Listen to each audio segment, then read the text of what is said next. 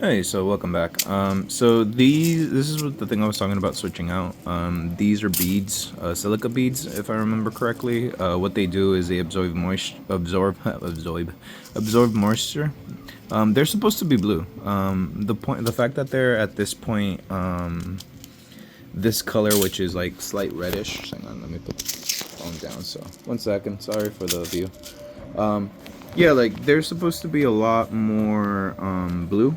I'll show you. I'm gonna throw these away, or like throw them away. I always think I'm gonna recycle them, but then I never do. So right there, right here. I think if I am going to be recycling them, I really need a little. Hang on. I really need a little. What do you call that?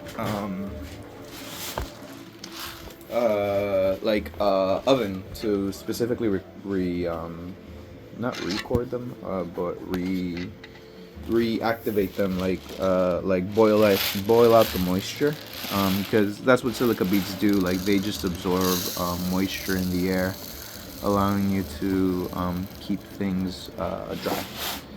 And the entire purpose of these beads in the 3D printer are actually inside it's again to keep the filament dry. And like I'm having these problems right now because the filament isn't dry, you know.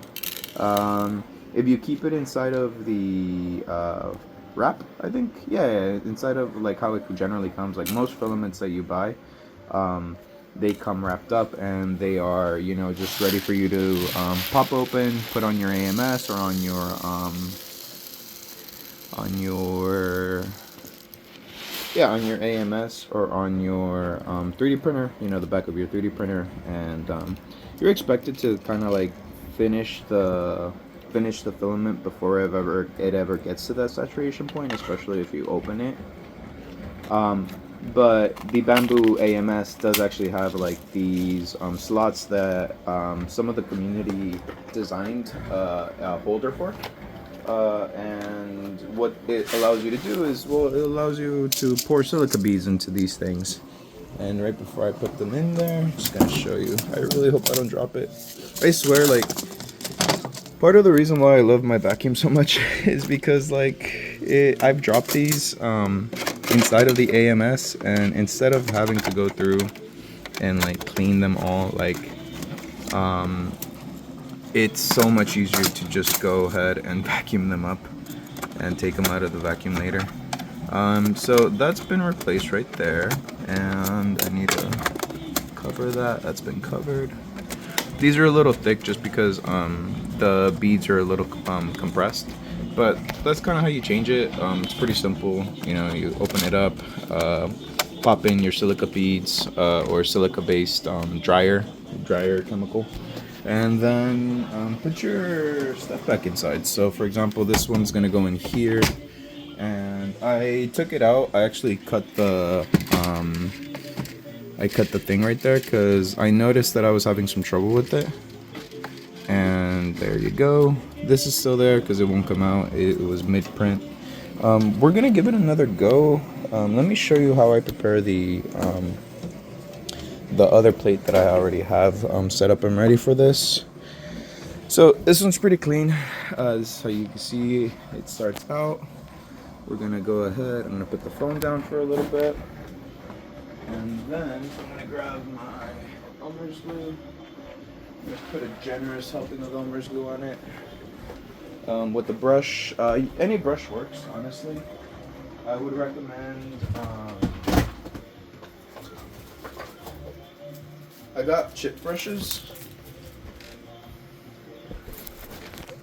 I got these chip brushes pretty cheap. I always use them. They're pretty useful for applying Elmer's glue. You can see it kind of already has a thin coating. There's actually a hair from a previous coating. But because of how thin the coating is, I actually want to add in a little bit more glue. Hopefully it'll keep it stable. And then I did notice that adding in the Mod Podge glue really did help out that hold right there. And just apply it. I'm not quite sure how other people, or like what other kind of glue other people use. I know that even in the not the subreddits, but like even in the Bamboo Labs, like they say, hey, use liquid glue. I initially got into Elmer's glue because when I was using the Mod Podge glue, it is water soluble, but it takes way too long for it to get to that solubility stage. And let me go ahead and pause this and I'll show you the finished product. Okay, so that's the first coat. You can kind of see it better on the camera lens because of the angle of the light, but it has a nice coating all around. And I'm gonna pause it and then I'm gonna add in some Mod Podge glue to really keep it stable. I'll be right back. Okay, so this is just so you can see how I apply it. Not too much. Just go ahead and kind of like, whoopsies. This one's a lot easier to see. I said whoopsies because like I realized I wasn't like pointing directly at the what I was trying to show you guys, but yeah, like you can see, like I'm just covering it right now with this. And I'll be really honest, so I made my company 3D printing, but it's because it's super easy to 3D print, like especially with the newer 3D printers. All you really need to do, just be decently tech savvy. You're just be like, hey, okay, be able to use the apps that come along with whatever printer you're using, whether it be Creality, Prussia, Orca Slicer, whatever it may be. I fell into the Bamboo camp, especially when it came out. At the time, Bamboo was a really good option. There is some controversy right now regarding Bamboo, but I haven't really looked into it that much. It hasn't affected me yet, but if it starts affecting me, I can promise you that there's going to be a whole video around it. And so as you can see, nice thin coating. And then we're gonna put that back up over there onto our 3D printer. So we're gonna go ahead and close this real quick. We're gonna go over here and put this over here. So yeah, like I said, I suspect that the main reason this is failing is just because of this is really wet. I'll test it out and I'll tell you guys how it goes, but there's a very quick way for me to show you guys how I start a print, how I prepare the plate, how I re-prepare the plate, how I kind of troubleshoot what's happening with my yeah, don't say this is a PCs. Okay, there we go. What's happening with the printers, why I do what I do. It looks a little funky, but I promise it'll get better. So thanks for watching. Take care, and I will see you next time. Bye.